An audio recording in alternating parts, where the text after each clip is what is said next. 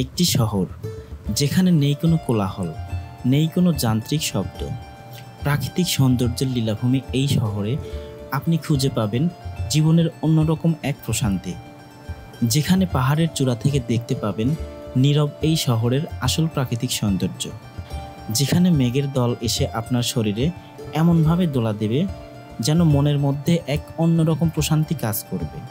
পাহাড়ের কোলে রয়েছে একের পর এক রহস্যময় ঝর্ণা।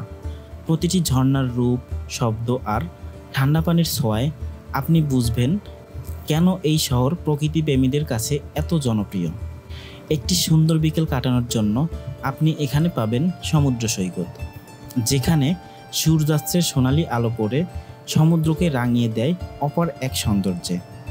পাহাড়, ঝর্ণা আর সমুদ্র, এই নিয়ে প্রাকৃতিক সৌন্দর্যে ভরপুর একটি শহর সীতাকুণ্ড।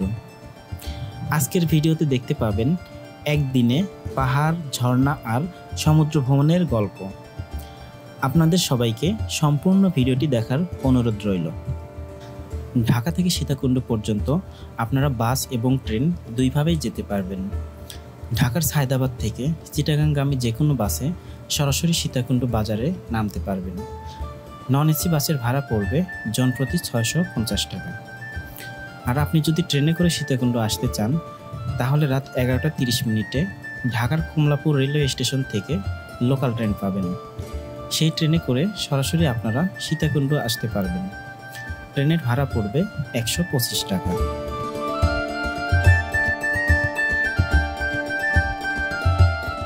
সীতাকুণ্ড বাজারে আমরা সকালের নাস্তা শেষ করে একটি সিএনজি রিজার্ভ করি সীতাকুণ্ড পাহাড় পর্যন্ত যাওয়ার জন্য। সীতাকুণ্ড পাহাড় পর্যন্ত ভাড়া পড়েছে 100 টাকা। আর আপনি যদি লোকালভাবে যেতে পারেন তাহলে ভাড়া পড়বে 20 টাকা।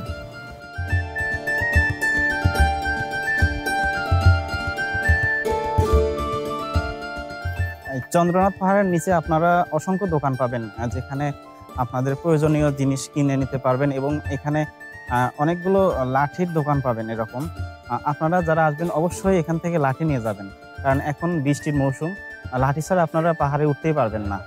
এবং এই লাঠি আপনাকে প্রথমে নিতে হবে 30 টাকা দিয়ে, এবং যদি আপনি এই লাঠি আবার পুনরায় এনাদের কাছে ফেরত দেন সেক্ষেত্রে আপনাকে আবার তারা 20 টাকা ফেরত দিয়ে দেবে। তার মানে আপনার এই লাঠি খরচ পড়তেছে 10 টাকা।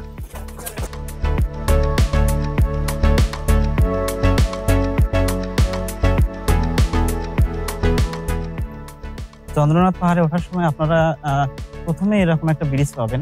মূলত আপনাদের ট্রেকিংটা এই ব্রিজ থেকে শুরু হবে এবং এখান থেকে আপনাদের পাহাড়ে উঠতে হবে।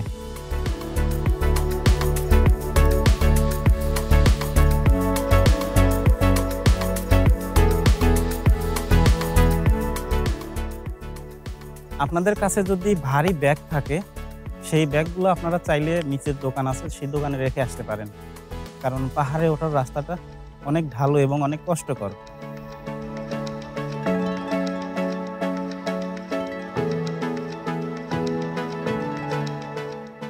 আপনারা সচরাচর যে গেটটি দেখতে পারেন চন্দ্রনাথ পাহাড়ে ওঠার সময়, এটাই হলো সেই গেট।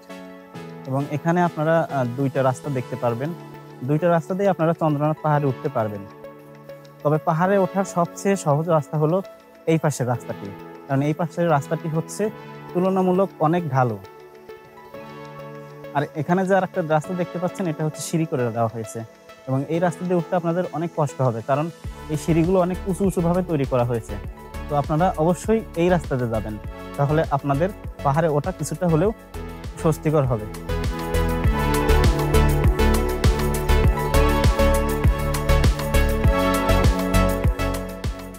আপনারা পাহাড়ে উঠতে গিয়ে কিছু সময় হাঁটার পরে এরকম আরো দুইটি গেট দেখতে পারবেন। এইখানে একটা গেট রয়েছে এবং এই পাশে আর একটা সিঁড়ি রয়েছে।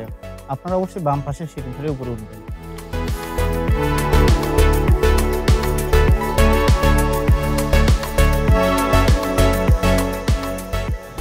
চন্দ্রনাথ পাহাড়ে ওঠার সময় আপনারা বেশ কিছু ভিউ পয়েন্ট পাবেন। আপনারা এই ভিউ পয়েন্টে দাঁড়িয়ে পাহাড়ের সৌন্দর্য উপভোগ করতে পারবেন।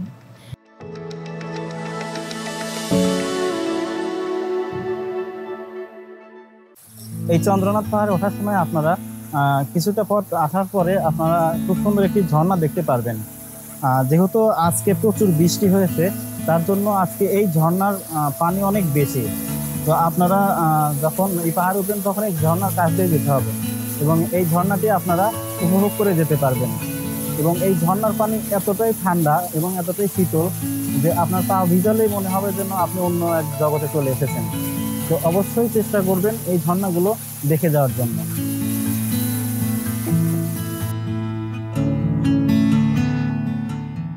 পাহাড়ে ওঠার সময় কিছু দূর পর পর আপনারা এরকম দোকান পাবেন। এ সকল দোকান থেকে আপনাদের প্রয়োজন অনুযায়ী খাবার কিনে খেতে পারবেন, তাই কষ্ট করে নিচে থেকে খাবার কিনে নিয়ে ওঠার প্রয়োজন নেই।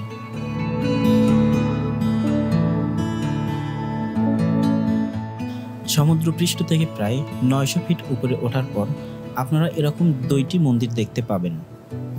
এখান থেকেও আপনারা এই চন্দ্রনাথ পাহাড়কে খুব সুন্দরভাবে উপভোগ করতে পারবেন।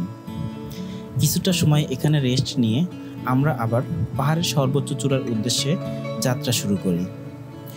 এখান থেকে চন্দ্রনাথ পাহাড়ের উচ্চতা প্রায় 150 ফিট।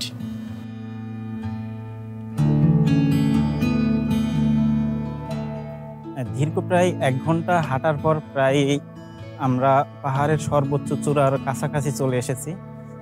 আশা করা যায় আর অল্প সময়ের মধ্যে আমরা সেই কাঙ্ক্ষিত গন্তব্যে আমরা পৌঁছাতে পারবো। আসলে পাহাড়ে ওঠা যে কতটা কষ্টকর যারা পাহাড় ভ্রমণ করেন শুধু তারাই বলতে পারবেন। তবে পাহাড়ে উঠতে কষ্ট হলেও যখন আপনি আপনার গন্তব্যে পৌঁছতে পারবেন তখন মনের মধ্যে একটা অন্যরকম ভালো লাগা কাজ করবে।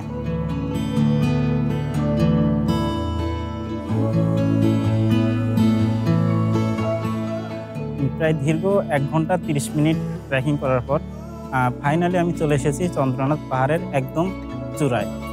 আসলে এত কষ্ট করে এই উপরে ওঠার সার্থকতাটা এখানেই।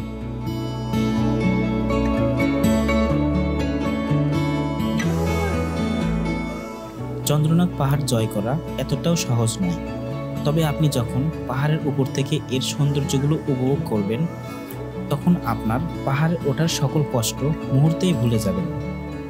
চারিদিকের উঁচু নিচু পাহাড় এবং এর সবুজ গাছপালা আপনাকে মুগ্ধ করবে। আমি চন্দ্রনাথ পাহাড়ে গিয়েছিলাম পুরোপুরি বৃষ্টির সময়, যার কারণে পাহাড় তার সমস্ত সৌন্দর্য বিলিয়ে দিয়েছিল। পাহাড়ে ওঠার 15 থেকে 20 মিনিট পর চারিদিকে অন্ধকার হয়ে মেঘগুলো উড়ে আসতে থাকে আমাদের দিকে। মেঘগুলো এত কাছ দিয়ে উড়ে যাচ্ছিল, মনে হচ্ছিল যেন মেঘগুলো আমাদের কাছে ধরা দেওয়ার জন্য ছুটে আসছে। এই যেন এক অন্যরকম অনুভূতি।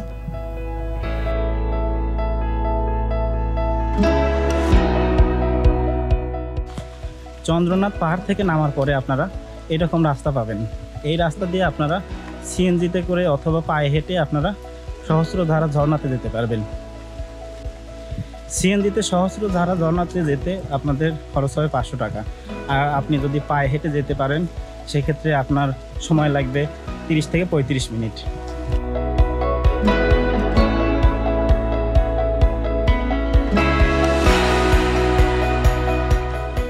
চন্দ্রনাথ পাহাড় থেকে আমার এই সহস্রধারা ঝর্ণা পর্যন্ত হেঁটে আসতে সময় লেগেছে 30 থেকে 35 মিনিটের মতো। আপনারা চাইলে হেঁটে আসতে পারেন, সেক্ষেত্রে আপনাদের প্রায় 500 টাকার মতো বেঁচে যাবে। এবং আমরা এখন এখান থেকে এই নিচের দিকে নামবো এবং এখানে নেমে সহস্রধারা যে ঝর্ণাটি আছে সেটা দেখব এবং আপনাদেরও দেখাবো।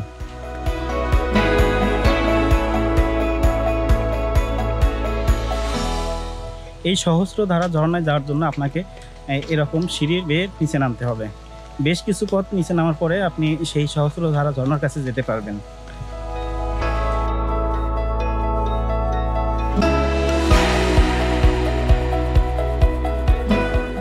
আপনি যদি ঝর্ণার সৌন্দর্য উপভোগ করতে চান তাহলে আপনাকে অবশ্যই বর্ষার মৌসুমে বা বৃষ্টির সময় আসতে হবে।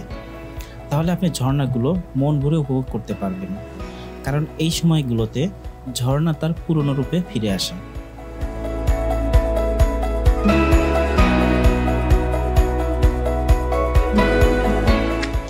সহস্রধারা ঝর্ণা দেখা শেষ হলে সহস্রধারার গেট থেকে আপনারা সুপ্তধারা পর্যন্ত পায়ে হেঁটে আসতে পারবেন।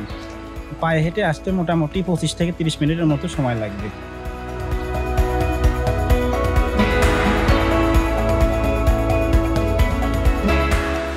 ঝর্ণার কাছে গেলে মনে হয় প্রকৃতি যেন কথা বলছে। প্রতিটি ফোঁটায় বাজছে এক সুর। পাহাড়ের বুক চিরে নেমে আসা ঠান্ডা পানির ছোঁয়া শরীর মনে এনে দেয় এক অদ্ভুত প্রশান্তি। ঝর্ণার নিচে দাঁড়িয়ে চোখ বন্ধ করলেই বোঝা যায় এই শান্তিই আসলে জীবনের আসল সৌন্দর্য।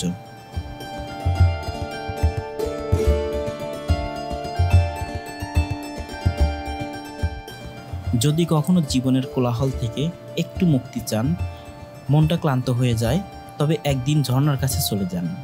বসে থাকুন কিছুক্ষণ, চোখ বন্ধ করুন আর শুনুন সেই অনন্ত সুর।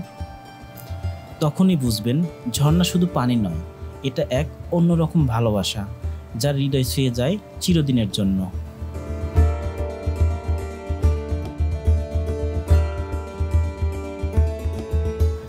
ঝর্ণা দেখা শেষে গোসল করে আমরা রওনা হই গুলিয়াখালী সমুদ্র সৈকতের উদ্দেশ্যে। সেখানে গিয়ে আমরা প্রথমে দুপুরের খাবার খাবো এবং খাবার শেষে আমরা সমুদ্রের পাড়ে একটা সুন্দর বিকেল কাটাবো।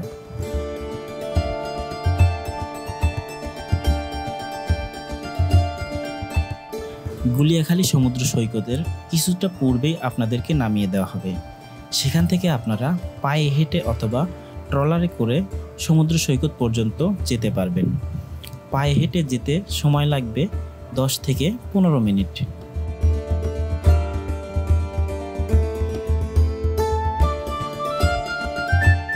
গুলিয়াখালী সমুদ্র সৈকত এক অনন্য সৌন্দর্যের নাম, যেখানে সমুদ্র, গাছপালা আর শান্ত প্রকৃতি মিলেমিশে তৈরি করেছে এক স্বপ্নের পৃথিবী।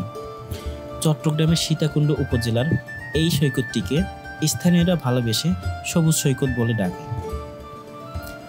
কারণ এখানে বালুর বদলে রয়েছে সবুজ ঘাসে ঢাকা মাটির প্রান্তর, যা বাংলাদেশের অন্য কোনো সমুদ্র সৈকতে দেখা যায় না।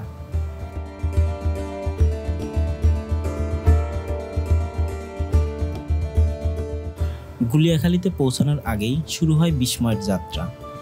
বাঁকানো রাস্তা, পাশেই খাল, দূরে ঝলমলে নীল সমুদ্র।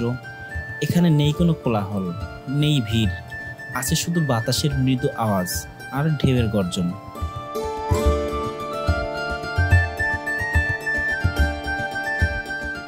গুলিয়াখালী শুধু ঘোরার জায়গা নয়, এটি এক প্রশান্তির ঠিকানা। যারা প্রকৃতির নীরবতা আর শান্ত সৌন্দর্য খুঁজে পেতে চান, তাদের জন্য এটি আদর্শ স্থান। এখানে বসে সমুদ্রের শব্দ শুনতে শুনতে আপনি অনুভব করবেন এক অপূর্ব শান্তি, যা আপনাকে ছুঁয়ে যাবে ভেতর থেকে।